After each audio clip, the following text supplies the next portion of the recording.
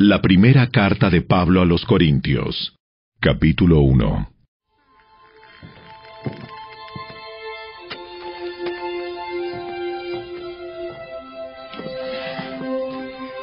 Yo, Pablo, elegido por la voluntad de Dios para ser un apóstol de Cristo Jesús, escribo esta carta junto con nuestro hermano Sóstenes.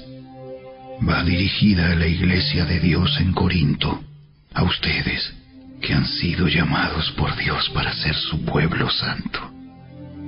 Él los hizo santos por medio de Cristo Jesús, tal como lo hizo con todos los que en todas partes invocan el nombre de nuestro Señor Jesucristo, Señor de ellos y de nosotros. Que Dios, nuestro Padre, y el Señor Jesucristo les den gracia y paz. Siempre doy gracias a mi Dios por ustedes y por los dones inmerecidos que les dio ahora que pertenecen a Cristo Jesús. Por medio de Él, Dios ha enriquecido la iglesia de ustedes en todo sentido, con toda la elocuencia y todo el conocimiento que tienen. Eso confirma que es verdad lo que les dije acerca de Cristo.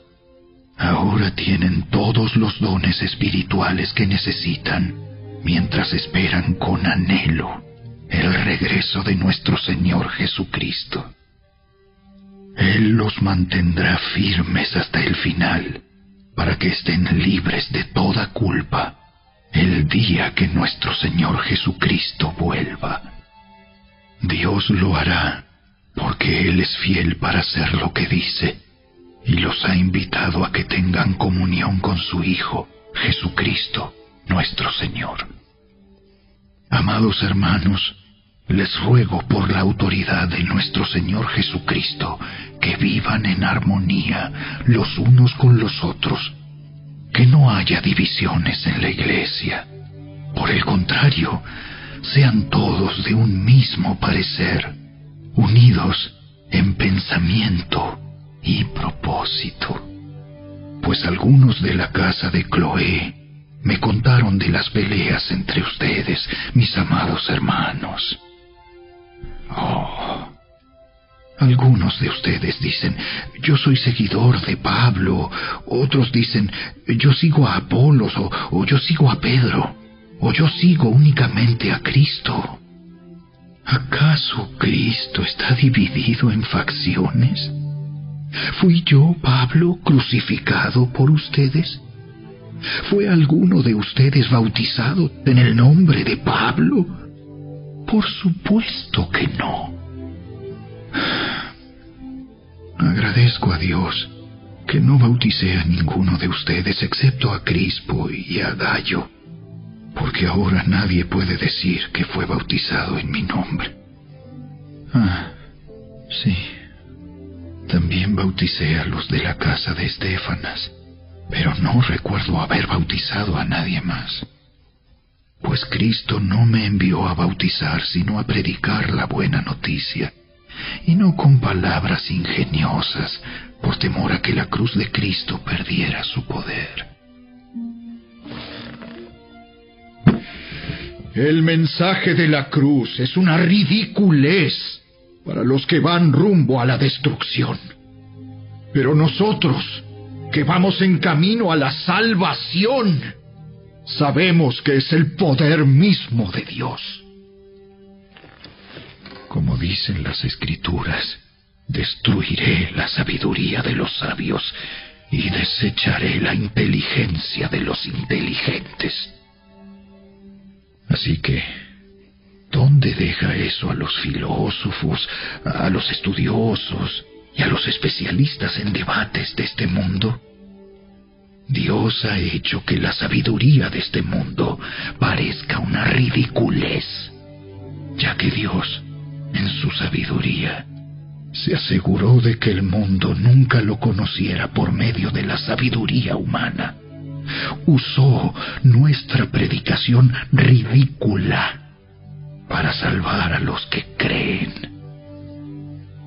es ridícula para los judíos, que piden señales del cielo, y es ridícula para los griegos, que buscan la sabiduría humana. Entonces, cuando predicamos que Cristo fue crucificado, los judíos se ofenden y los gentiles dicen que son puras tonterías.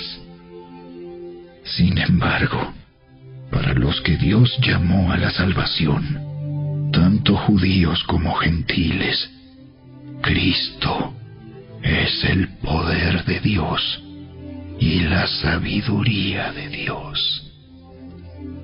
Ese plan ridículo de Dios es más sabio que el más sabio de los planes humanos, y la debilidad de Dios es más fuerte que la mayor fuerza humana.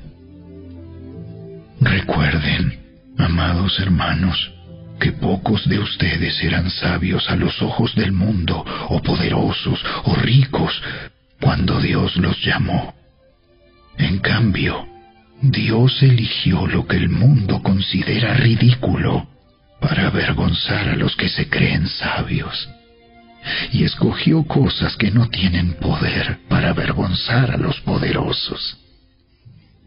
Dios escogió lo despreciado por el mundo, lo que se considera como nada, y lo usó para convertir en nada lo que el mundo considera importante.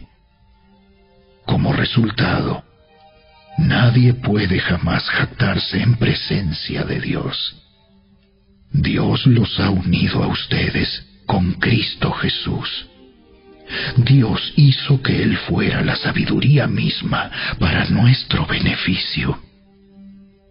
Cristo nos hizo justos ante Dios, nos hizo puros y santos, y nos liberó del pecado. Por lo tanto, como dicen las Escrituras, si alguien quiere jactarse, que se jacte solamente del Señor.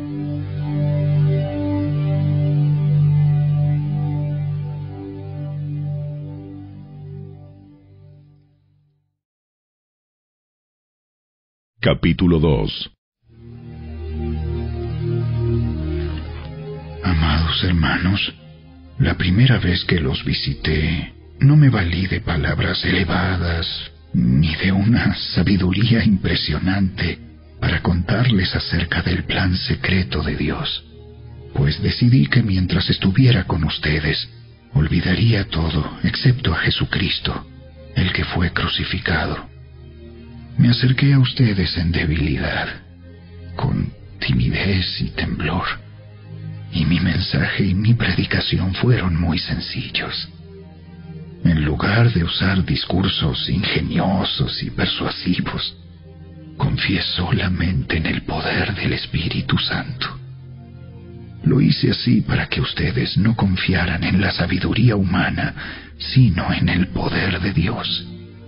Sin embargo, cuando estoy con creyentes maduros, sí hablo con palabras de sabiduría, pero no la clase de sabiduría que pertenece a este mundo o a los gobernantes de este mundo, quienes pronto son olvidados. No, la sabiduría de la que hablamos es el misterio de Dios, su plan que antes estaba escondido, aunque Él lo hizo para nuestra gloria final, aún antes que comenzara el mundo. Pero los gobernantes de este mundo no lo entendieron. Si lo hubieran hecho, no habrían crucificado a nuestro glorioso Señor.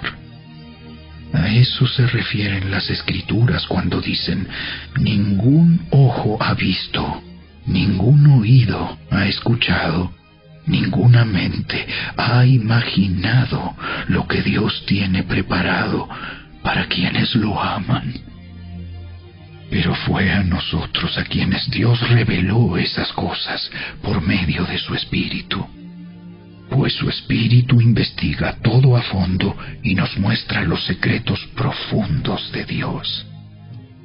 Nadie puede conocer los pensamientos de una persona excepto el propio Espíritu de esa persona. y nadie puede conocer los pensamientos de Dios excepto el propio Espíritu de Dios. Y nosotros hemos recibido al Espíritu de Dios, no al espíritu del mundo, de manera que podemos conocer las cosas maravillosas que Dios nos ha regalado. Les decimos estas cosas sin emplear palabras que provienen de la sabiduría humana. En cambio, hablamos con palabras que el Espíritu nos da, usando las palabras del Espíritu para explicar las verdades espirituales. Pero los que no son espirituales no pueden recibir esas verdades de parte del Espíritu de Dios. Todo les suena ridículo y no pueden entenderlo, porque solo los que son espirituales pueden entender lo que el Espíritu quiere decir. Los que son espirituales pueden evaluar todas las cosas, pero ellos mismos no pueden ser evaluados por otros. Pues, ¿quién puede conocer los pensamientos del Señor? ¿Quién sabe lo suficiente para enseñarle a Él? Pero nosotros entendemos estas cosas porque tenemos la mente de Cristo.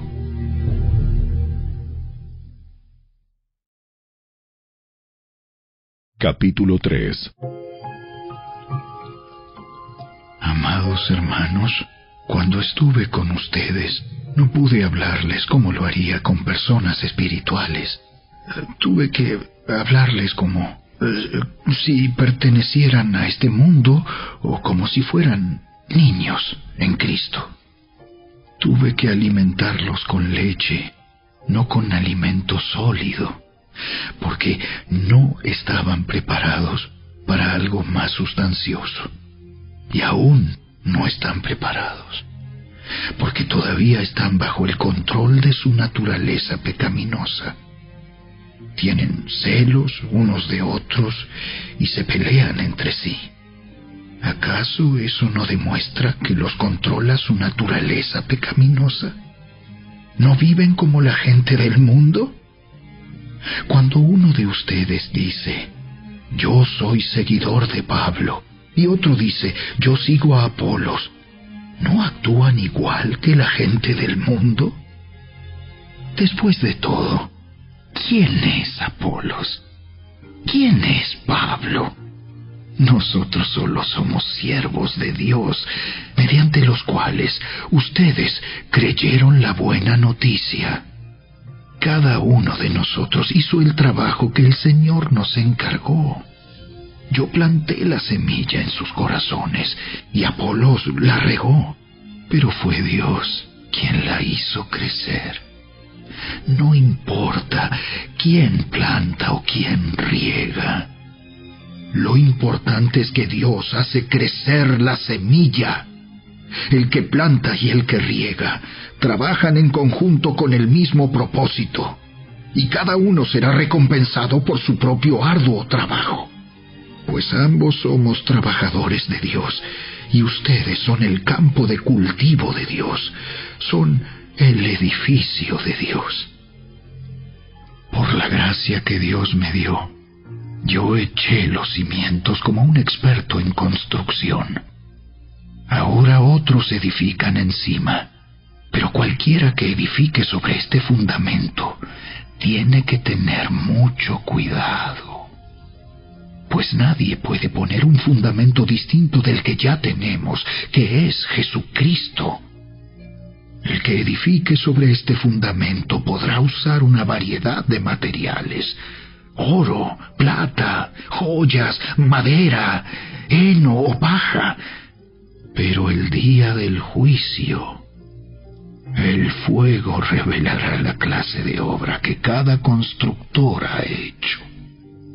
El fuego mostrará si la obra de alguien tiene algún valor. Si la obra permanece, ese constructor recibirá una recompensa. Pero si la obra se consume, el constructor sufrirá una gran pérdida. El constructor se salvará, pero como quien apenas se escapa atravesando un muro de llamas. ¿No se dan cuenta de que todos ustedes juntos son el templo de Dios y que el Espíritu de Dios vive en ustedes? Dios destruirá a cualquiera que destruya este templo, pues el templo de Dios es santo y ustedes son este templo. Dejen de engañarse a sí mismos. Si piensan que son sabios de acuerdo con los criterios de este mundo, necesitan volverse necios para ser verdaderamente sabios. Pues la sabiduría de este mundo es necedad para Dios. Como dicen las Escrituras, Él atrapa a los sabios en la trampa de su propia astucia. Y también el Señor conoce los pensamientos de los sabios, sabe que no valen nada. Así que no se jacten de seguir a un líder humano en particular, pues a ustedes les pertenece todo, ya sea Pablo, o Apolos, o Pedro, o el mundo, o la vida y la muerte, o el presente y el futuro. Todo les pertenece a ustedes, y ustedes pertenecen a Cristo, y Cristo pertenece a Dios.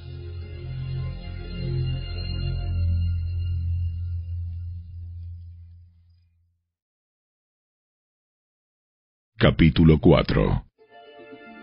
Así que a Apolos y a mí, considérennos como simples siervos de Cristo, a quienes se nos encargó la tarea de explicar los misterios de Dios. Ahora bien, alguien que recibe el cargo de administrador debe ser fiel. En cuanto a mí, me importa muy poco cómo me califiquen ustedes o cualquier autoridad humana. Ni siquiera confío en mi propio juicio en este sentido. Tengo la conciencia limpia, pero eso no demuestra que yo tenga razón. Es el Señor mismo quien me evaluará y tomará la decisión. Así que no juzguen a nadie antes de tiempo, es decir, antes de que el Señor vuelva, pues Él sacará a la luz nuestros secretos más oscuros y revelará nuestras intenciones más íntimas. Entonces Dios le dará a cada uno el reconocimiento que le corresponda. Amados hermanos, puse el caso de Apolos y el mío propio como ilustración de lo que les vengo diciendo. Si prestan atención a lo que les cité de las Escrituras, no estarán orgullosos de uno de sus líderes a costa de otro. Pues, ¿qué derecho tienen a juzgar así? ¿Qué tienen que Dios no les haya dado? Y si todo lo que tienen proviene de Dios, ¿por qué se jactan como si no fuera un regalo? Ustedes piensan que ya tienen todo lo que necesitan. Creen que ya son ricos. Hasta han comenzado a reinar sin nosotros en el reino de Dios. Yo desearía que en verdad ya estuvieran reinando, porque entonces nosotros estaríamos reinando con ustedes. A veces pienso que a nosotros, los apóstoles, Dios nos puso en exhibición, como prisioneros de guerra al final del desfile del vencedor, condenados a muerte. Nos hemos convertido en un espectáculo para el mundo entero, tanto para la gente como para los ángeles. Nuestra entrega a Cristo nos hace parecer tontos. En cambio, ustedes afirman ser tan sabios en Cristo. Nosotros somos débiles, pero ustedes son tan poderosos. a ustedes los estiman. A nosotros nos ridiculizan. Incluso ahora mismo pasamos hambre y tenemos sed, y nos falta ropa para abrigarnos. A menudo somos golpeados y no tenemos casa. Nos cansamos trabajando con nuestras manos para ganarnos la vida. Bendecimos a los que nos maldicen. Somos pacientes con los que nos maltratan. Respondemos con gentileza cuando dicen cosas malas de nosotros. Aún así, se nos trata como la basura del mundo, como el desperdicio de todos, hasta este preciso momento. No les escribo estas cosas para avergonzarlos, sino para advertirles como mis amados hijos, pues aunque tuvieran 10,000 maestros que les enseñaran acerca de Cristo, tienen solo un Padre espiritual, pues me convertí en su Padre en Cristo Jesús cuando les prediqué la buena noticia. Así que les ruego que me imiten. Por esa razón, les envié a Timoteo, mi fiel y amado hijo en el Señor. Él les recordará la manera en que sigo a Cristo Jesús, así como lo enseño en todas las iglesias, en todas partes. Algunos de ustedes se han vuelto arrogantes al pensar que no volveré a visitarlos, pero iré, y pronto, si el Señor me lo permite. Y entonces comprobaré si esos arrogantes solo dan discursos pretenciosos o de verdad tienen el poder de Dios.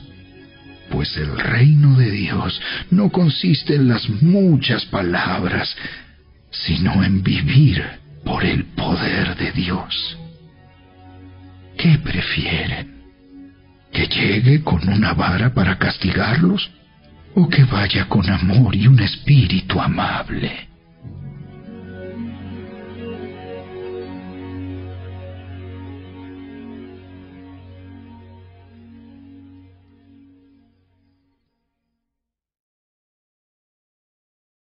Capítulo 5.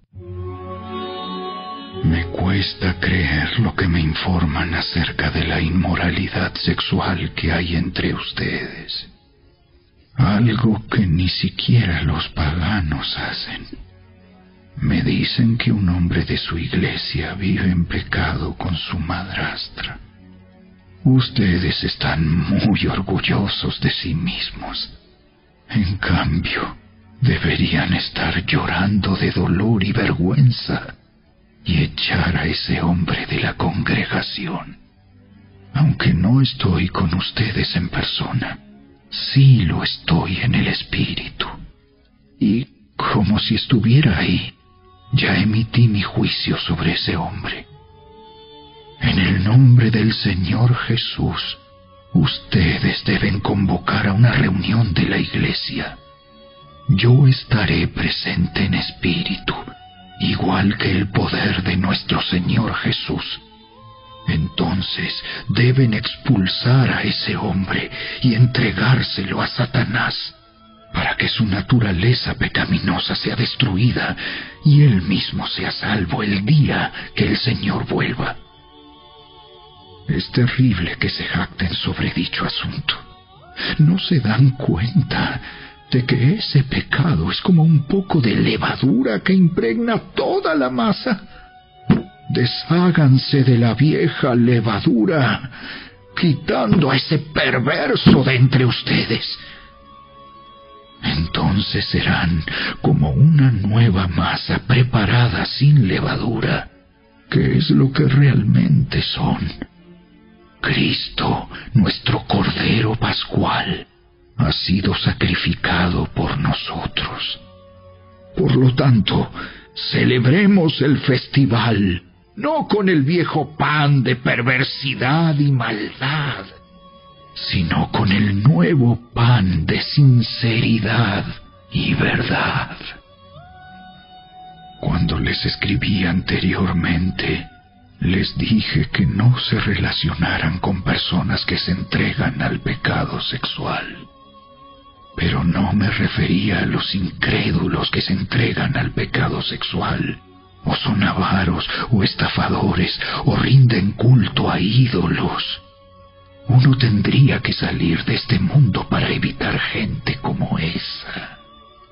Lo que quise decir es: no se relacionen con ninguno que afirma ser creyente y aún así se entrega al pecado sexual, o es avaro, o rinde culto a ídolos, o insulta, o es borracho, o estafador. Ni siquiera coman con esa gente.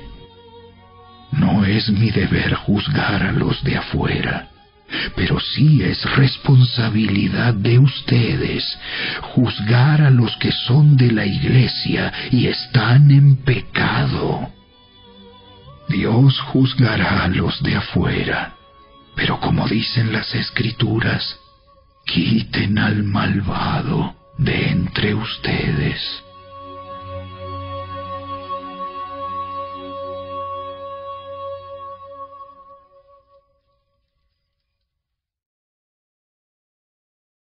Capítulo 6.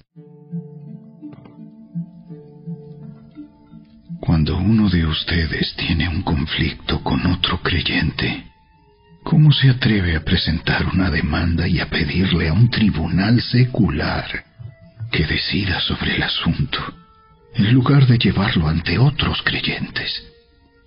¿No se dan cuenta de que algún día nosotros los creyentes juzgaremos al mundo? Y dado que ustedes van a juzgar al mundo, ¿no son capaces de resolver esas pequeñas cuestiones entre ustedes? ¿No se dan cuenta de que juzgaremos a los ángeles? Así que deberían ser capaces de resolver los conflictos comunes y corrientes que ocurren en esta vida. Si tienen conflictos legales acerca de tales asuntos, ¿por qué acuden a jueces que son de afuera y no son respetados por la iglesia? Digo esto para que se avergüencen. No hay nadie en toda la iglesia con suficiente sabiduría para decidir sobre esos temas. En cambio, un creyente demanda a otro, justo frente a los incrédulos. El hecho de que tengan semejantes demandas legales unos contra otros es en sí una derrota para ustedes. ¿Por qué mejor no aceptar la injusticia y dejar el asunto como está? ¿Por qué no se dejan estafar? En cambio, son ustedes mismos los que hacen lo malo y estafan aún a sus propios hermanos en Cristo. ¿No se dan cuenta de que los que hacen lo malo no heredarán el reino de Dios? No se engañen a sí mismos. Los que se entregan al pecado sexual, o rinden culto a ídolos, o cometen adulterio, o son prostitutos, o practican la homosexualidad, o son ladrones, o avaros, o borrachos, o insultan o estafan a la gente, ninguno de esos heredará el reino de Dios. Algunos de ustedes antes eran así, pero fueron limpiados, fueron hechos santos, fueron hechos justos ante Dios al invocar el nombre del Señor Jesucristo y por el Espíritu de nuestro Dios.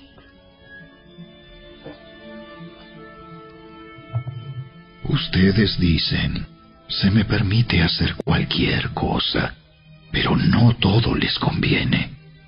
Y aunque se me permite hacer cualquier cosa, no debo volverme esclavo de nada.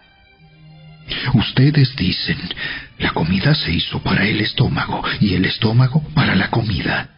Eso es cierto, aunque un día Dios acabará con ambas cosas. Pero ustedes no pueden decir que nuestro cuerpo fue creado para la inmoralidad sexual.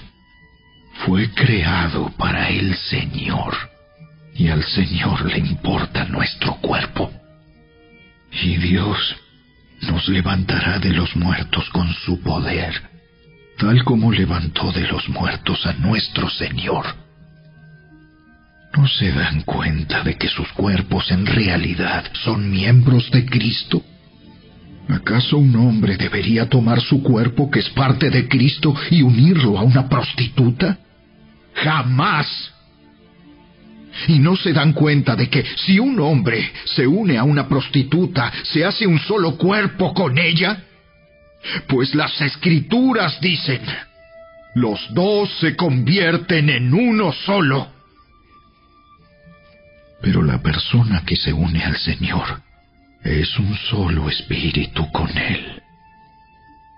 ¡Huyan del pecado sexual! Ningún otro pecado afecta tanto el cuerpo como este, porque la inmoralidad sexual es un pecado contra el propio cuerpo. ¿No se dan cuenta de que su cuerpo es el templo del Espíritu Santo, quien vive en ustedes y les fue dado por Dios? Ustedes no se pertenecen a sí mismos, porque Dios los compró a un alto precio. Por lo tanto, honren a Dios con su cuerpo.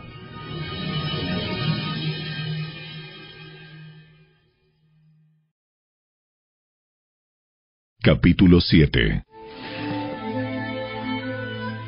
Ahora, en cuanto a las preguntas que me hicieron en su carta, es cierto que es bueno abstenerse de tener relaciones sexuales. Sin embargo, dado que hay tanta inmoralidad sexual, cada hombre debería tener su propia esposa y cada mujer su propio marido. El esposo debe satisfacer las necesidades sexuales de su esposa, y la esposa debe satisfacer las necesidades sexuales de su marido. La esposa le da la autoridad sobre su cuerpo a su marido, y el esposo le da la autoridad sobre su cuerpo a su esposa. No se priven el uno al otro de tener relaciones sexuales, a menos que los dos estén de acuerdo en abstenerse de la intimidad sexual por un tiempo limitado para entregarse más de lleno a la oración. Después deberán volverse a juntar, a fin de que Satanás no pueda tentarlos por la falta de control propio. Eso les digo a modo de concesión, no como un mandato. Sin embargo, quisiera que todos fueran solteros, igual que yo. Pero cada uno tiene su don específico de Dios, unos de una clase y otros de otra. Así que les digo a los solteros y a las viudas, es mejor quedarse sin casar, tal como yo. Pero si no pueden controlarse, entonces deberían casarse.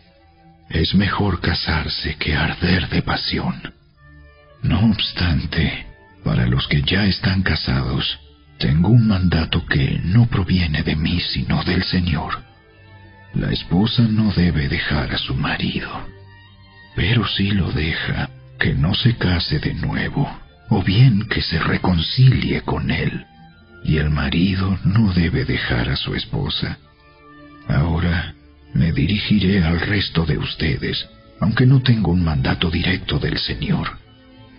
Si un creyente está casado con una mujer que no es creyente, y ella está dispuesta a seguir viviendo con él, no debe abandonarla. Y si una creyente tiene un esposo que no es creyente y él está dispuesto a seguir viviendo con ella, no debe abandonarlo, pues la esposa creyente da santidad a su matrimonio y el esposo creyente da santidad al suyo. De otro modo, sus hijos no serían santos, pero ahora son santos.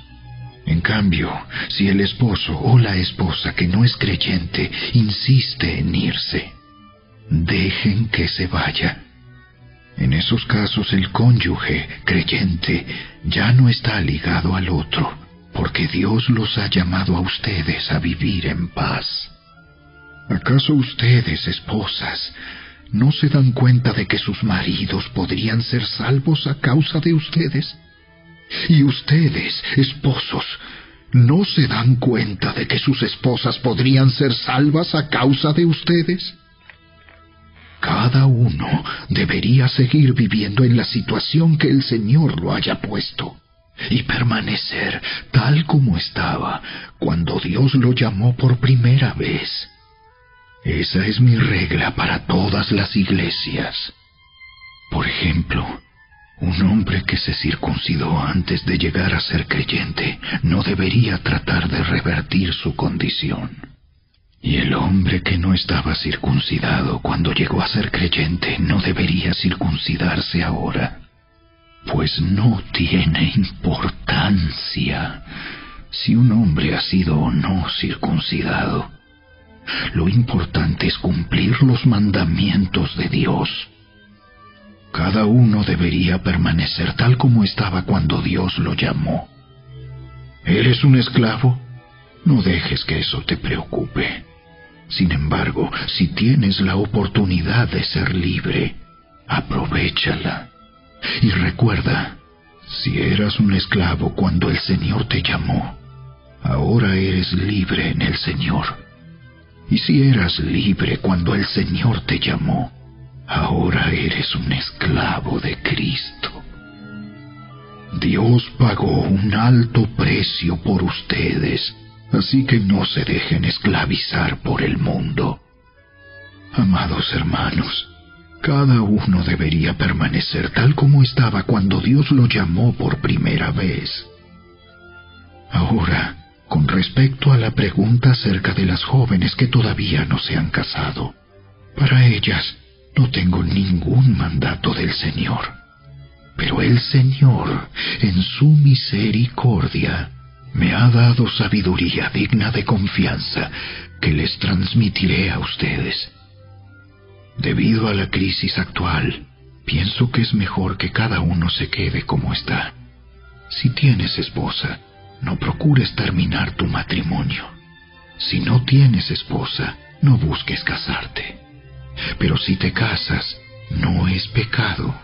Y si una joven se casa, tampoco es pecado. Sin embargo, los que se casen en este tiempo tendrán problemas, y estoy tratando de evitárselos. Déjenme decirles lo siguiente, amados hermanos. El tiempo que queda es muy breve, así que de ahora en adelante, los que estén casados no deberían concentrarse únicamente en su matrimonio. Los que lloran, o los que se alegran, o los que compran cosas, no deberían ser absorbidos por sus lágrimas, ni su alegría, ni sus posesiones. Los que usan las cosas del mundo no deberían apegarse a ellas, pues este mundo, tal como lo conocemos, pronto desaparecerá. Quisiera que estén libres de las preocupaciones de esta vida. Un soltero puede invertir su tiempo en hacer la obra del Señor y en pensar cómo agradarlo a Él. Pero el casado tiene que pensar en sus responsabilidades terrenales y en cómo agradar a su esposa. Sus intereses están divididos. De la misma manera, una mujer que ya no está casada o que nunca se ha casado puede dedicarse al Señor y ser santa en cuerpo y en espíritu. Pero una mujer casada tiene que pensar en sus responsabilidades terrenales y en cómo agradar a su esposo. Les digo esto para su propio beneficio, no para imponerles restricciones. Mi deseo es que hagan todo lo que les ayude a servir mejor al Señor, con la menor cantidad de distracciones posibles. No obstante, si un hombre piensa que está tratando a su prometida en forma impropia y que inevitablemente cederá a sus pasiones, que se case con ella como él desea.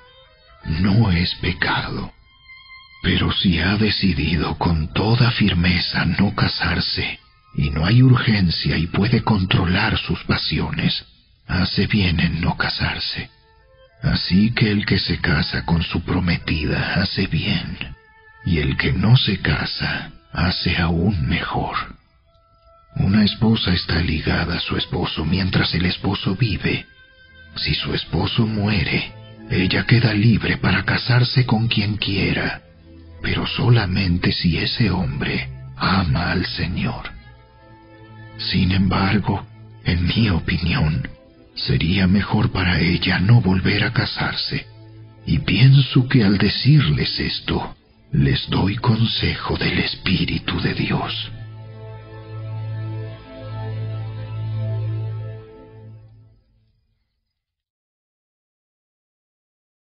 Capítulo 8. Ahora, con respecto a la pregunta acerca de la comida que ha sido ofrecida a ídolos, es cierto, sabemos que todos tenemos conocimiento sobre este tema. Sin embargo, mientras que el conocimiento nos hace sentir importantes, es el amor lo que fortalece a la Iglesia. El que afirma que lo sabe todo, en realidad, no es que sepa mucho. Pero la persona que ama a Dios es a quien Dios reconoce.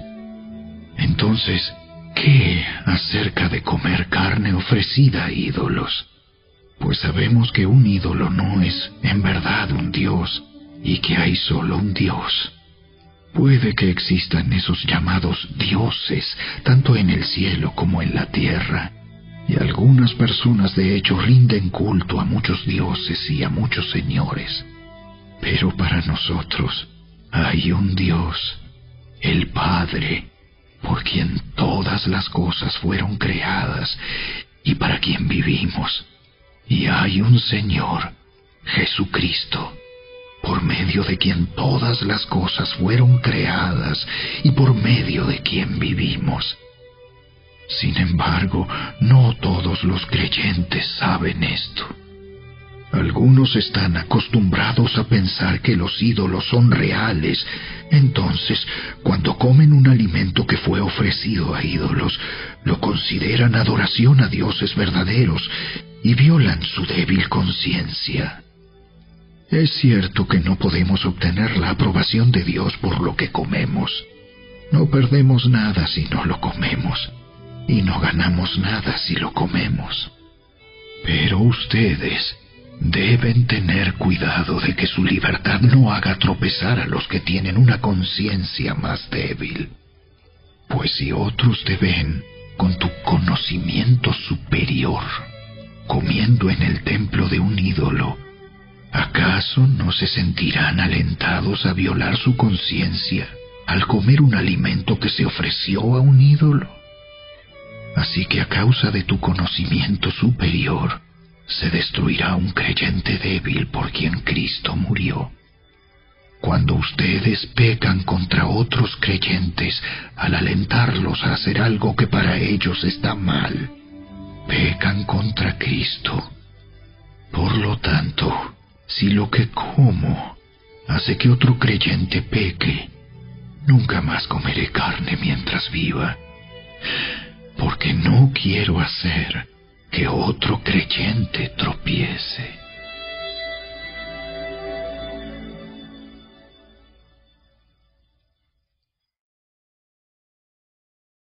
Capítulo 9. ¿Acaso no soy tan libre como cualquier otro? ¿No soy apóstol? ¿No he visto a Jesús nuestro Señor con mis propios ojos? ¿No es gracias a mi trabajo que ustedes pertenecen al Señor? Aunque otros piensen que no soy apóstol, ciertamente para ustedes lo soy. Ustedes mismos son la prueba de que soy apóstol del Señor. Esta es mi respuesta a los que cuestionan mi autoridad. ¿Acaso no tenemos derecho de hospedarnos con ustedes y compartir sus comidas? ¿No tenemos derecho a llevar con nosotros a una esposa creyente como lo hacen los demás apóstoles y los hermanos del Señor y como lo hace Pedro? ¿O Bernabé y yo somos los únicos que tenemos que trabajar para sostenernos? ¿Qué soldado tiene que pagar sus propios gastos? ¿Qué agricultor planta un viñedo y no tiene derecho a comer de su fruto? ¿A qué pastor que cuida de su rebaño de ovejas no se le permite beber un poco de la leche? ¿Expreso meramente una opinión humana? ¿O dice la ley lo mismo? Porque la ley de Moisés dice: no le pongas bozal al buey para impedirle que coma mientras trilla el grano. ¿Acaso pensaba Dios únicamente en bueyes cuando dijo eso? ¿No nos hablaba a nosotros en realidad? Claro que sí. Se escribió para nosotros, a fin de que tanto el que ara como el que trilla el grano puedan esperar una porción de la cosecha. Ya que hemos plantado la semilla espiritual entre ustedes, ¿no tenemos derecho a cosechar el alimento y la bebida material? Si ustedes sostienen a otros que les predican, ¿no deberíamos tener nosotros aún mayor derecho a que nos sostengan? Pero nunca nos hemos valido de ese derecho. Preferiríamos soportar cualquier cosa antes que ser un obstáculo a la buena noticia acerca de Cristo. ¿No se dan cuenta de que los que trabajan en el templo obtienen sus alimentos de las ofrendas que se llevan al templo? Y los que sirven en el altar reciben una porción de lo que se ofrece como sacrificio. Del mismo modo, el Señor ordenó que los que predican la buena noticia sean sostenidos por los que reciben el beneficio del mensaje. Sin embargo, yo jamás me he valido de ninguno de esos derechos. Y no escribo esto para sugerir que es mi deseo comenzar a hacerlo ahora. De hecho, preferiría morir antes que perder mi derecho a jactarme de predicar sin cobrar. Sin embargo, predicar la buena noticia no es algo de lo que pueda jactarme. Estoy obligado por Dios a hacerlo. ¡Qué terrible sería para mí si no predicara la buena noticia! Si lo hiciera por mi propia iniciativa, merecería que me paguen. Pero no tengo opción, porque Dios me ha encomendado este deber sagrado. ¿Cuál es entonces mi paga? Es la oportunidad de predicar la buena noticia sin cobrarle a nadie. Por esa razón, nunca reclamo mis derechos cuando predico la buena noticia. A pesar de que soy un hombre libre y sin amo, me he hecho esclavo de todos para llevar a muchos a Cristo. Cuando estaba con los judíos, vivía como un judío para llevar a los judíos a Cristo. Cuando estaba con los que siguen la ley judía, yo también vivía bajo esa ley. A pesar de que no estoy sujeto a la ley, me sujetaba a ella para poder llevar a Cristo a los que están bajo la ley. Cuando estoy con los gentiles, quienes no siguen la ley judía, yo también vivo independiente de esa ley para poder llevarlos a Cristo. Pero no ignoro la ley de Dios. Obedezco la ley de Cristo. Cuando estoy con los que son débiles, me hago débil con ellos, porque deseo llevar a los débiles a Cristo. Sí, con todos trato de encontrar algo que tengamos en común, y hago todo lo posible para salvar a algunos. Hago lo que sea para difundir la buena noticia y participar de sus bendiciones. ¿No se dan cuenta de que en una carrera todos corren, pero solo una persona se lleva el premio? Así que corran para ganar. Todos los atletas se entrenan con disciplina. Lo hacen para ganar un premio que se desvanecerá. Pero nosotros lo hacemos por un premio eterno. Por eso yo corro cada paso con propósito. No solo doy golpes al aire, disciplino mi cuerpo como lo hace un atleta. Lo entreno para que haga lo que debe hacer. De lo contrario, temo que después de predicarles a otros, yo mismo quede descalificado.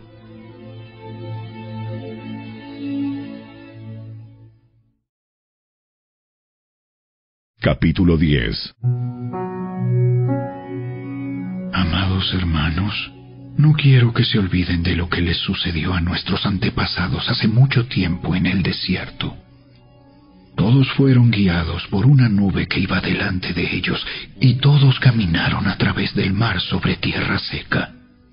Todos ellos fueron bautizados en la nube y en el mar como seguidores de Moisés.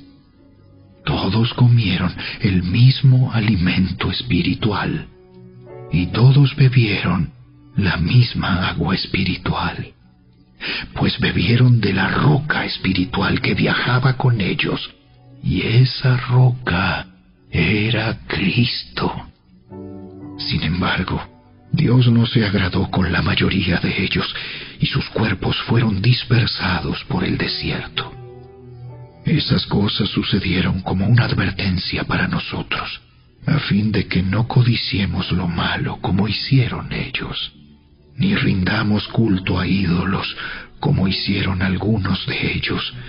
Como dicen las Escrituras, el pueblo celebró con abundante comida y bebida, y se entregó a diversiones paganas. Y no debemos cometer inmoralidad sexual, como hicieron algunos de ellos, lo cual causó la muerte de 23,000 personas en un solo día. Tampoco deberíamos poner a prueba a Cristo, como hicieron algunos de ellos, y luego murieron mordidos por serpientes. Y no murmuren como lo hicieron algunos de ellos, y luego el ángel de la muerte los destruyó. Esas cosas les sucedieron a ellos como ejemplo para nosotros. Se pusieron por escrito para que nos sirvieran de advertencia a los que vivimos en el fin de los tiempos. Si ustedes piensan que están firmes, tengan cuidado de no caer. Las tentaciones que enfrentan en su vida no son distintas de las que otros atraviesan. Y Dios es fiel. No permitirá que la tentación sea mayor de lo que puedan soportar. Cuando sean tentados, Él les mostrará una salida para que puedan resistir. Por lo tanto, mis queridos amigos, huyan de la adoración a los ídolos. Ustedes son personas razonables. Juzguen por sí mismos si lo que digo es cierto. Cuando bendecimos la copa en la mesa del Señor, ¿no participamos en la sangre de Cristo? Y cuando partimos el pan, ¿no participamos en el cuerpo de Cristo?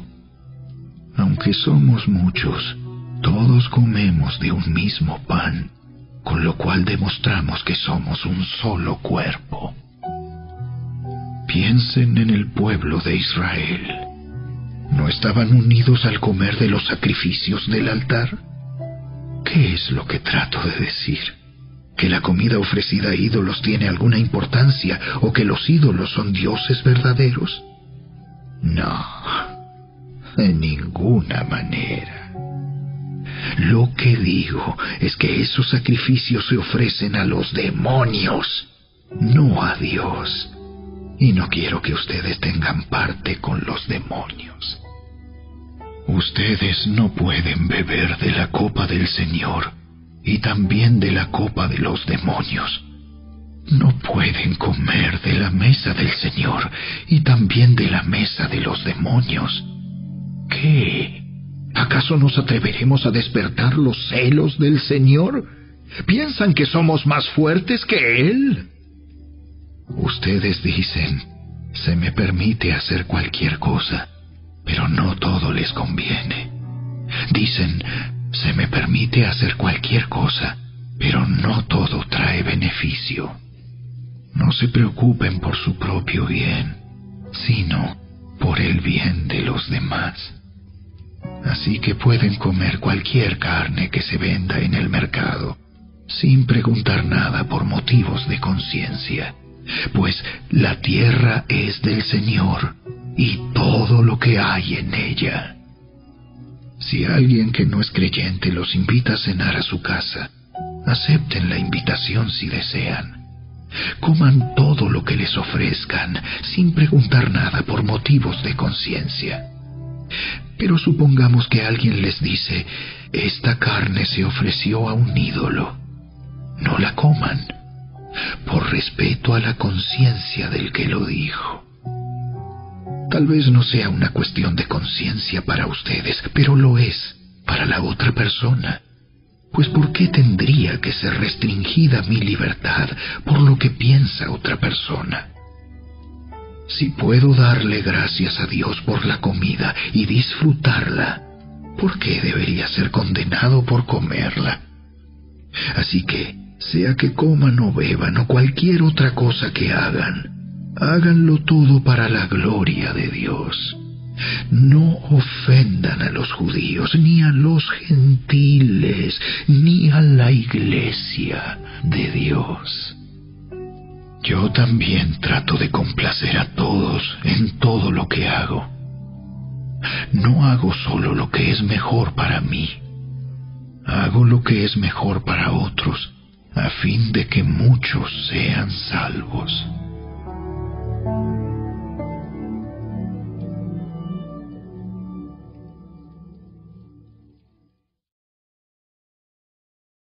Capítulo 11. Y ustedes deberían imitarme a mí, así como yo imito a Cristo. Cuánto me alegro de que ustedes siempre me tienen en sus pensamientos y de que siguen las enseñanzas que les transmití. Pero hay algo que quiero que sepan. La cabeza de todo hombre es Cristo. La cabeza de la mujer es el hombre, y la cabeza de Cristo es Dios. El hombre deshonra su cabeza si se cubre la cabeza mientras ora o profetiza. En cambio, la mujer deshonra su cabeza si ora o profetiza sin cubrirse la cabeza, porque es como si se la rapara. Efectivamente, si ella se niega a ponerse algo para cubrirse la cabeza, debería cortarse todo el cabello, ya que es vergonzoso que la mujer se corte el cabello o se rape la cabeza. Debería cubrírsela con algo. El hombre no debería ponerse nada sobre la cabeza cuando adora a Dios, porque el hombre fue hecho a la imagen de Dios y refleja la gloria de Dios, y la mujer refleja la gloria del hombre. Pues el primer hombre no provino de ninguna mujer, sino que la primera mujer provino de un hombre. Y el hombre no fue hecho para la mujer, sino que la mujer fue hecha para el hombre. Por esta razón, y debido a que los ángeles observan, la mujer debería cubrirse la cabeza para mostrar que está bajo autoridad. Sin embargo, entre el pueblo del Señor, las mujeres no son independientes de los hombres, y los hombres no son independientes de las mujeres. Pues aunque la primera mujer provino de un hombre, todos los demás hombres nacieron de una mujer, y todo proviene de Dios. Juzguen por sí mismos. ¿Es correcto que una mujer ore a Dios en público sin cubrirse la cabeza? ¿No es obvio que es vergonzoso que un hombre tenga el cabello largo? ¿Acaso el cabello largo no es el orgullo y la alegría de la mujer? Pues se le dio para que se cubra. Pero si alguien quiere discutir este tema, simplemente digo que no tenemos otra costumbre más que esa, y tampoco la tienen las demás iglesias de Dios. En las siguientes instrucciones no puedo elogiarlos, pues parece que hacen más daño que bien cuando se juntan. Primero, oigo que hay divisiones entre ustedes cuando se reúnen como iglesia, y hasta cierto punto lo creo. Así que, por supuesto que tiene que haber divisiones entre ustedes, para que los que tienen la aprobación de Dios sean reconocidos. Cuando ustedes se reúnen, la verdad es que no les interesa la cena del Señor, pues algunos se apresuran a comer su propia comida y no la comparten con los demás. Como resultado, algunos se quedan con hambre mientras que otros se emborrachan. ¿Qué? ¿Acaso no tienen sus propias casas para comer y beber? ¿O de veras quieren deshonrar a la iglesia de Dios y avergonzar a los pobres? ¿Qué se supone que debo decir? ¿Quieren que los elogie? Pues bien, de ninguna manera los elogiaré por esto, pues yo les transmito lo que recibí del Señor mismo. La noche en que fue traicionado, el Señor Jesús tomó pan y dio gracias a Dios por ese pan. Luego lo partió en trozos y dijo: Esto es mi cuerpo, el cual es entregado por ustedes. Hagan esto en memoria de mí. De la misma manera, tomó en sus manos la copa de vino después de la cena y dijo: Esta copa es el nuevo pacto entre Dios y su pueblo, un acuerdo confirmado con mi sangre. Hagan esto en memoria de mí todas las veces que la beban, pues cada vez que coman este pan y beban de esta copa, anuncian la muerte del Señor hasta que Él vuelva. Por lo tanto, cualquiera que coma este pan o beba de esta copa del Señor en forma indigna es culpable de pecar contra el cuerpo y la sangre del Señor. Por esta razón, cada uno debería examinarse a sí mismo antes de comer el pan y beber de la copa. Pues si alguno come el pan y bebe de la copa sin honrar el cuerpo de Cristo, come y bebe el juicio de Dios sobre sí mismo. Esa es la razón por la que muchos de ustedes son débiles y están enfermos, y algunos incluso han muerto. Si nos examináramos a nosotros mismos, Dios no nos juzgaría de esa manera. Sin embargo, cuando el Señor nos juzga, nos está disciplinando para que no seamos condenados junto con el mundo. Así que, mis amados hermanos, cuando se reúnan para la cena del Señor, espérense unos a otros. Si de veras tienen hambre, cada uno coma en su casa, a fin de no traer juicio sobre ustedes mismos cuando se reúnan. Les daré instrucciones sobre los demás asuntos después de mi llegada.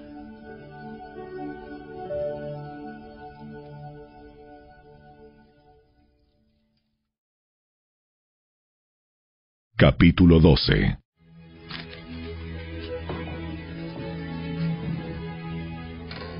Ahora, amados hermanos, con respecto a la pregunta acerca de las capacidades especiales que el Espíritu nos da, no quiero que lo malentiendan.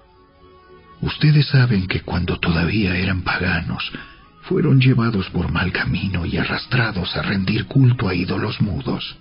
Por lo tanto, quiero que sepan que nadie que habla por el Espíritu de Dios maldice a Jesús. Y nadie puede decir que Jesús es el Señor, excepto por el Espíritu Santo. Hay distintas clases de dones espirituales, pero el mismo Espíritu es la fuente de todos ellos. Hay distintas formas de servir, pero todos servimos al mismo Señor. Dios trabaja de maneras diferentes, pero es el mismo Dios quien hace la obra en todos nosotros. A cada uno de nosotros se nos da un don espiritual para que nos ayudemos mutuamente. A uno el Espíritu le da la capacidad de dar consejos sabios, A otro, el mismo Espíritu le da un mensaje de conocimiento especial. A otro, el mismo Espíritu le da gran fe. Y a alguien más, ese único Espíritu, le da el don de sanidad. A uno le da el poder para hacer milagros. Y a otro, la capacidad de profetizar. A alguien más le da la capacidad de discernir si un mensaje es del Espíritu de Dios o de otro espíritu. Todavía a otro se le da la capacidad de hablar en idiomas desconocidos, mientras que a otro se le da la capacidad de interpretar lo que se está diciendo. Es el mismo y único Espíritu quien distribuye todos esos dones.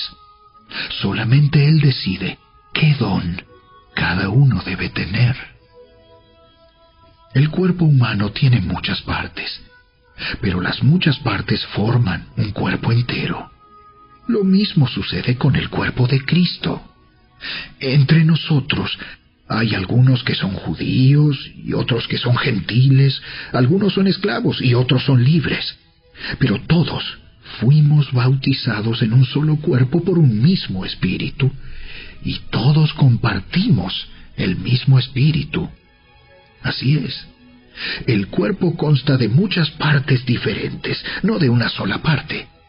Si el pie dijera, no formo parte del cuerpo porque no soy mano, no por eso dejaría de ser parte del cuerpo. Y si la oreja dijera, no formo parte del cuerpo porque no soy ojo, ¿dejaría por eso de ser parte del cuerpo? Si todo el cuerpo fuera ojo, ¿cómo podríamos oír? O si todo el cuerpo fuera oreja, ¿cómo podríamos oler? Pero nuestro cuerpo tiene muchas partes, y Dios ha puesto cada parte justo donde Él quiere. ¡Qué extraño sería el cuerpo si tuviera solo una parte! Efectivamente, hay muchas partes, pero un solo cuerpo. El ojo nunca puede decirle a la mano, no te necesito. La cabeza tampoco puede decirle al pie, no te necesito. De hecho, algunas partes del cuerpo que parecerían las más débiles y menos importantes, en realidad son las más necesarias. Y las partes que consideramos menos honorables son las que vestimos con más esmero. Así que protegemos con mucho cuidado esas partes que no deberían verse, mientras que las partes más honorables no precisan esa atención especial. Por eso Dios ha formado el cuerpo de tal manera que se les dé más honor y cuidado a esas partes que tienen menos dignidad. Esto hace que haya armonía entre los miembros, a fin de que los miembros se preocupen los unos por los otros. Si una parte sufre, las demás partes sufren con ella. Y si a una parte se le da honra, todas las partes se alegran. Todos ustedes en conjunto son el cuerpo de Cristo, y cada uno de ustedes es parte de ese cuerpo. A continuación, hay algunas de las partes que Dios ha designado para la Iglesia. En primer lugar, los apóstoles. En segundo lugar, los profetas. En tercer lugar, los maestros. Luego, los que hacen milagros, los que tienen el don de sanidad, los que pueden ayudar a otros, los que tienen el don de liderazgo, los que hablan en idiomas desconocidos. ¿Acaso somos todos apóstoles? ¿Somos todos profetas? ¿Somos todos maestros? ¿Tenemos todos el poder de hacer milagros? ¿Tenemos todos el don de sanidad? ¿Tenemos todos la capacidad de hablar en idiomas desconocidos? ¿Tenemos todos la capacidad de interpretar idiomas desconocidos? Por supuesto que no. Por lo tanto, ustedes deberían desear encarecidamente los dones que son de más ayuda. Pero ahora déjenme mostrarles una manera de vida que supera a todas las demás.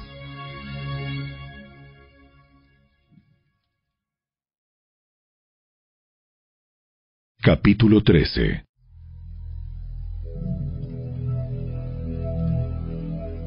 Si pudiera hablar todos los idiomas del mundo y de los ángeles, pero no amar a los demás.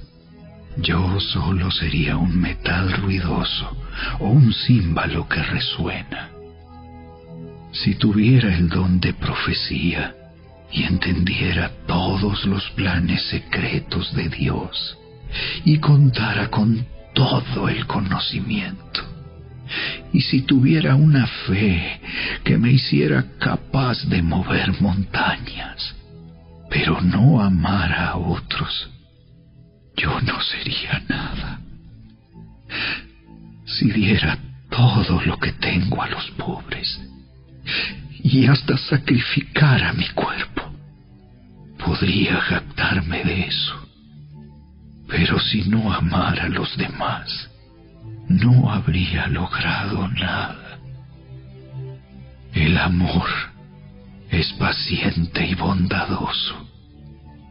El amor no es celoso, ni fanfarrón, ni orgulloso, ni ofensivo. No exige que las cosas se hagan a su manera. No se irrita ni lleva un registro de las ofensas recibidas. No se alegra de la injusticia, sino que se alegra cuando la verdad triunfa. El amor nunca se da por vencido. Jamás pierde la fe. Siempre tiene esperanzas y se mantiene firme en toda circunstancia. La profecía, el hablar en idiomas desconocidos y el conocimiento especial se volverán inútiles, pero el amor durará para siempre. Ahora, nuestro conocimiento es parcial e incompleto, y aún el don de profecía revela solo una parte de todo el panorama. Sin embargo, cuando llegue el tiempo de la perfección, esas cosas parciales se volverán inútiles.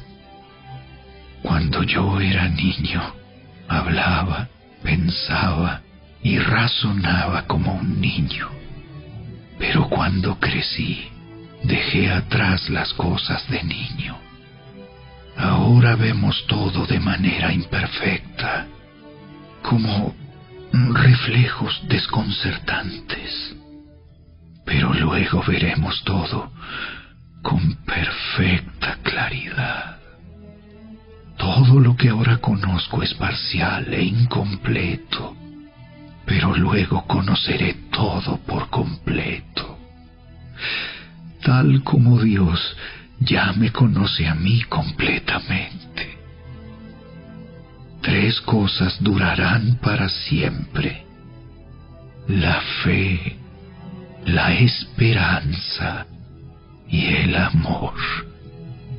Y la mayor de las 3 es el amor.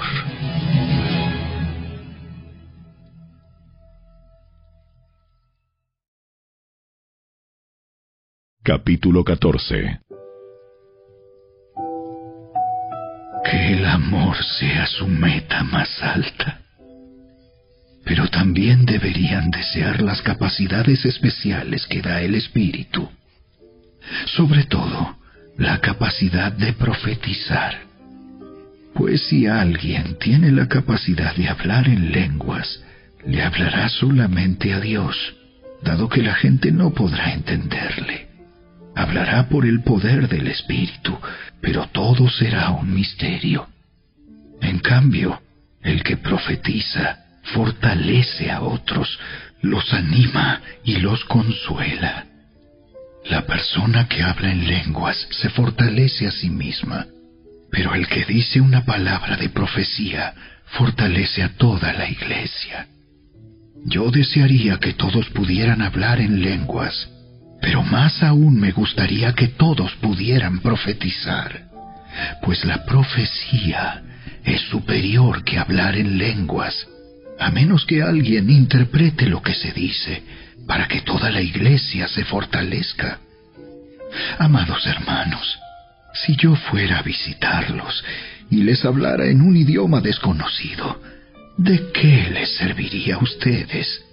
En cambio, si les llevo una revelación, o un conocimiento especial, o una profecía, o una enseñanza, eso sí les sería de ayuda.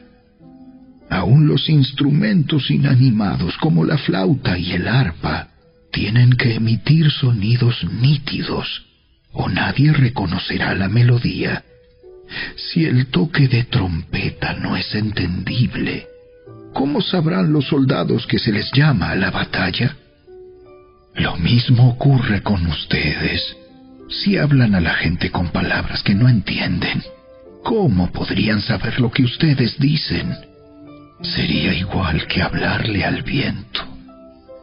Hay muchos idiomas diferentes en el mundo y cada uno tiene significado.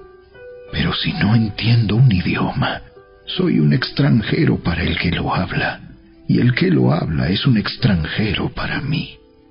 Lo mismo ocurre con ustedes. Ya que están tan deseosos de tener las capacidades especiales que da el Espíritu, procuren las que fortalecerán a toda la Iglesia.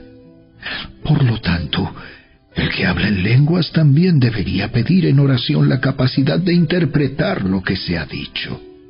Pues si oro en lenguas, mi espíritu ora, pero yo no entiendo lo que digo. ¿Qué debo hacer entonces? Oraré en el espíritu y también oraré con palabras que entiendo.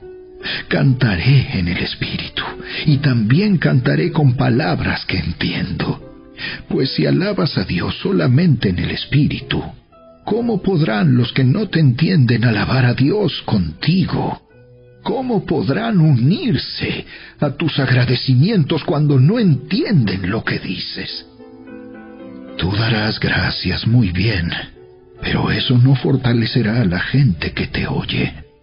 Yo le agradezco a Dios que hablo en lenguas más que cualquiera de ustedes, pero en una reunión de la iglesia, para ayudar a otros preferiría hablar 5 palabras comprensibles que 10,000 palabras en un idioma desconocido.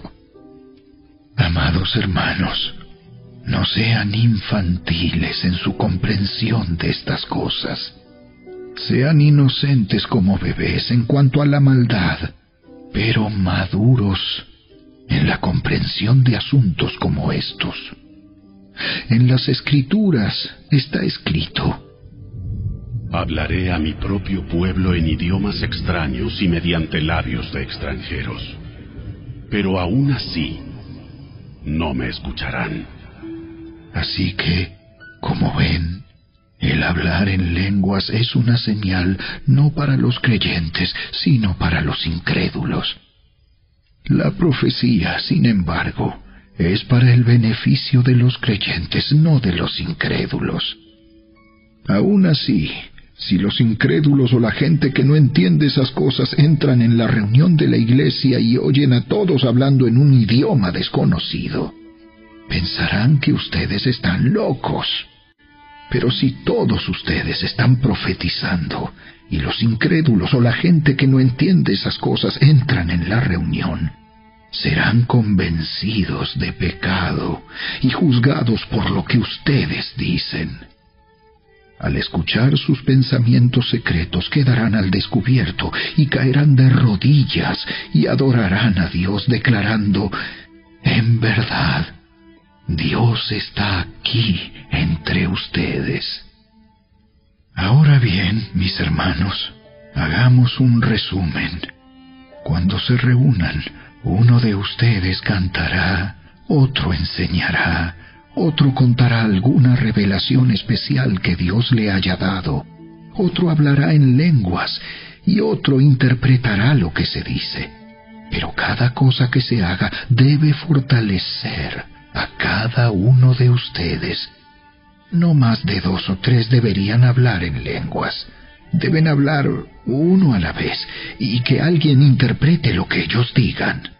Pero si no hay nadie presente que pueda interpretar, ellos deberán guardar silencio en la reunión de la iglesia y hablar en lenguas a Dios en forma privada.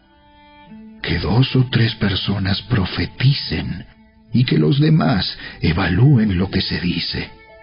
Pero si alguien está profetizando y otra persona recibe una revelación del Señor, el que está hablando debe callarse. De esa manera, todos los que profeticen tendrán su turno para hablar, uno después de otro, para que todos aprendan y sean alentados. Recuerden que la gente que profetiza está en control de su espíritu y puede turnarse con otros, pues Dios no es Dios de desorden, sino de paz. Como en todas las reuniones del pueblo santo de Dios, las mujeres deben guardar silencio durante las reuniones de la iglesia. No es apropiado que hablen. Deben ser sumisas, tal como dice la ley. Si tienen preguntas, que le pregunten a su marido en casa, porque no es apropiado que las mujeres hablen en las reuniones de la iglesia. ¿O acaso piensan, corintios, que la palabra de Dios se originó con ustedes? ¿Son ustedes los únicos a quienes fue entregada? Si alguien afirma ser profeta o piensa que es espiritual, debería reconocer que lo que digo es un mandato del Señor mismo. Pero si no lo reconoce, Él tampoco será reconocido. Por lo tanto, mis amados hermanos, con todo corazón deseen profetizar y no prohíban que se hablen lenguas. Pero asegúrense de que todo se haga de forma apropiada y con orden.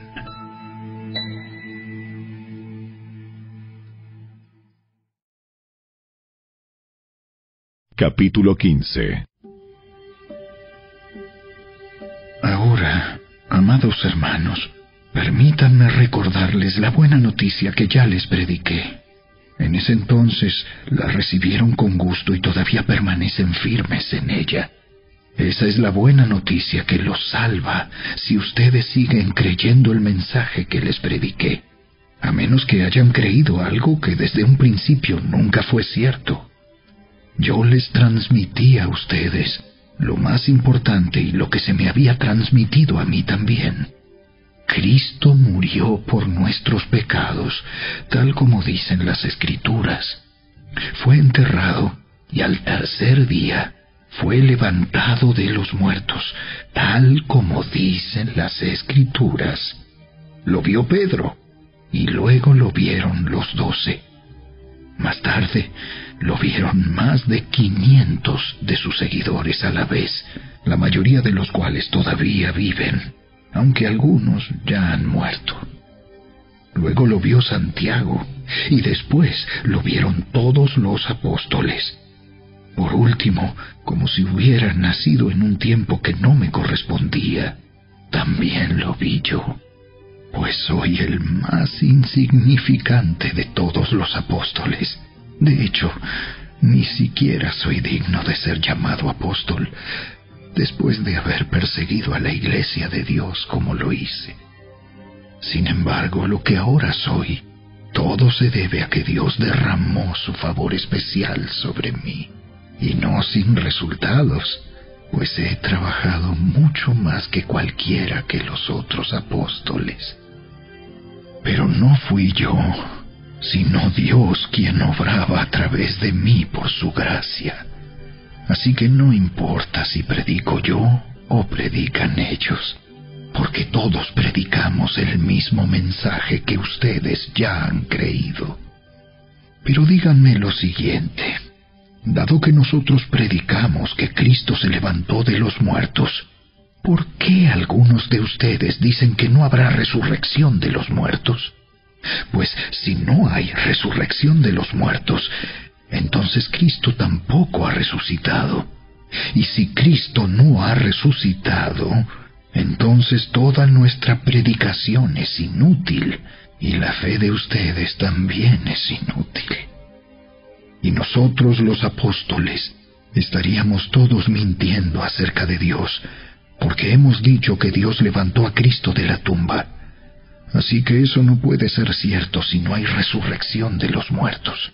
Y si no hay resurrección de los muertos, entonces Cristo no ha resucitado.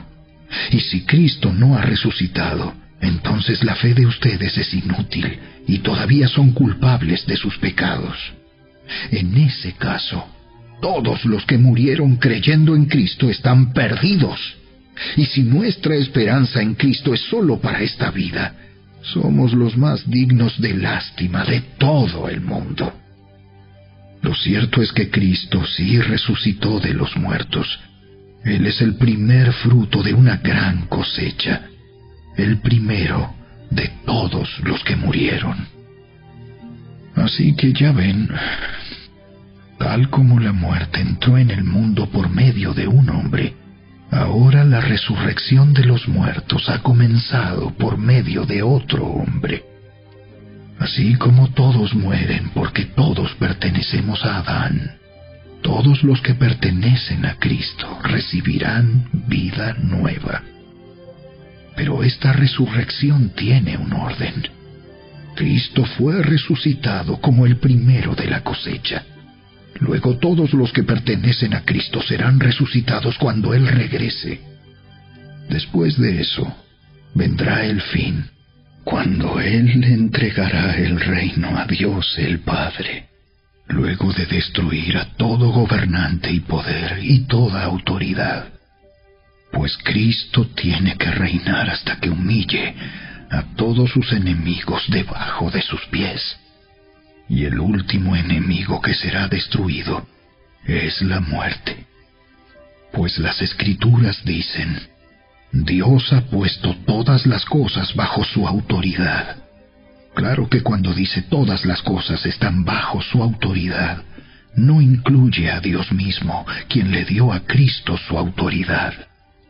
Entonces, cuando todas las cosas estén bajo su autoridad, el Hijo se pondrá a sí mismo bajo la autoridad de Dios, para que Dios, quien le dio a su Hijo la autoridad sobre todas las cosas, sea completamente supremo sobre todas las cosas en todas partes. Si los muertos no serán resucitados, ¿para qué se bautiza la gente por los que están muertos?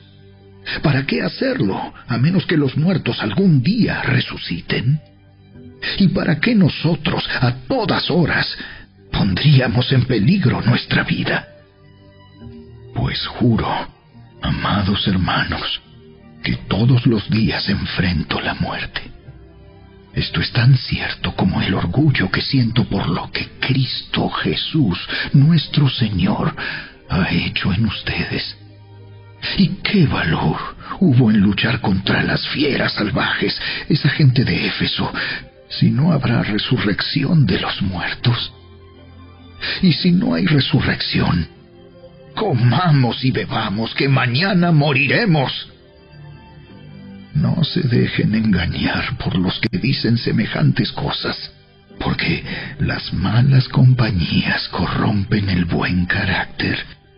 Piensen bien sobre lo que es correcto y dejen de pecar, pues para su vergüenza les digo que algunos de ustedes no conocen a Dios en absoluto. Pero alguien podría preguntar: ¿cómo resucitarán los muertos? ¿Qué clase de cuerpos tendrán? ¡Qué pregunta tan tonta! Cuando pones una semilla en la tierra, esta no crece y llega a ser una planta a menos que muera primero. Y lo que pones en el suelo no es la planta que crecerá, sino tan solo una simple semilla de trigo o de lo que estés sembrando. Luego Dios le da el cuerpo nuevo que Él quiere que tenga. De cada clase de semilla crece una planta diferente. De modo parecido, hay diferentes clases de carne. Una para los humanos, otra para los animales, otra para las aves y otra para los peces. También hay cuerpos en los cielos y cuerpos sobre la tierra. La gloria de los cuerpos celestiales es diferente de la gloria de los cuerpos terrenales. El sol tiene una clase de gloria, mientras que la luna tiene otra, y las estrellas tienen otra. y hasta las estrellas se diferencian unas de otras por la gloria de cada una. Lo mismo sucede con la resurrección de los muertos. Cuando morimos, nuestros cuerpos terrenales son plantados en la tierra, pero serán resucitados para que vivan por siempre. Nuestros cuerpos son enterrados en deshonra, pero serán resucitados en gloria. Son enterrados en debilidad, pero serán resucitados en fuerza. Son enterrados como cuerpos humanos naturales, pero serán resucitados como cuerpos espirituales, pues así como hay cuerpos naturales, también hay cuerpos espirituales. Las Escrituras nos dicen: el primer hombre, Adán, se convirtió en un ser viviente, pero el último Adán, es decir, Cristo, es un espíritu que da vida. Lo que primero viene es el cuerpo natural y más tarde viene el cuerpo espiritual. Adán, el primer hombre, fue formado del polvo de la tierra, mientras que Cristo, el segundo hombre, vino del cielo. Los que son terrenales son como el hombre terrenal, y los que son celestiales son como el hombre celestial. Al igual que ahora somos como el hombre terrenal, algún día seremos como el hombre celestial. Lo que les digo, amados hermanos, es que nuestros cuerpos físicos no pueden heredar el reino de Dios. Estos cuerpos que mueren no pueden heredar lo que durará para siempre. Pero permítanme revelarles un secreto maravilloso. No todos moriremos, pero todos seremos transformados. Sucederá en un instante, en un abrir y cerrar de ojos, cuando se toque la trompeta final. Pues cuando suene la trompeta, los que hayan muerto resucitarán para vivir por siempre. Y nosotros, los que estemos vivos, también seremos transformados, pues nuestros cuerpos mortales tienen que ser transformados en cuerpos que nunca morirán. Nuestros cuerpos mortales deben ser transformados en cuerpos inmortales. Entonces, cuando nuestros cuerpos mortales hayan sido transformados en cuerpos que nunca morirán, se cumplirá la siguiente escritura: la muerte es devorada en victoria. ¡Oh, muerte! ¿Dónde está tu victoria? ¡Oh, muerte! ¿Dónde está tu aguijón? Pues el pecado es el aguijón que termina en muerte, y la ley le da al pecado su poder. Pero gracias a Dios, Él nos da la victoria sobre el pecado y la muerte por medio de nuestro Señor Jesucristo. Por lo tanto, mis amados hermanos, permanezcan fuertes y constantes. Trabajen siempre para el Señor con entusiasmo, porque ustedes saben que nada de lo que hacen para el Señor es inútil.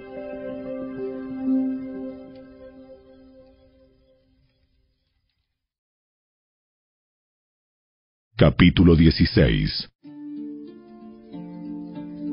Ahora bien, consideremos la pregunta acerca del dinero que se está juntando para el pueblo de Dios en Jerusalén. Deberían seguir el mismo procedimiento que les di a las iglesias de Galacia. El primer día de cada semana, cada uno debería separar una parte del dinero que ha ganado.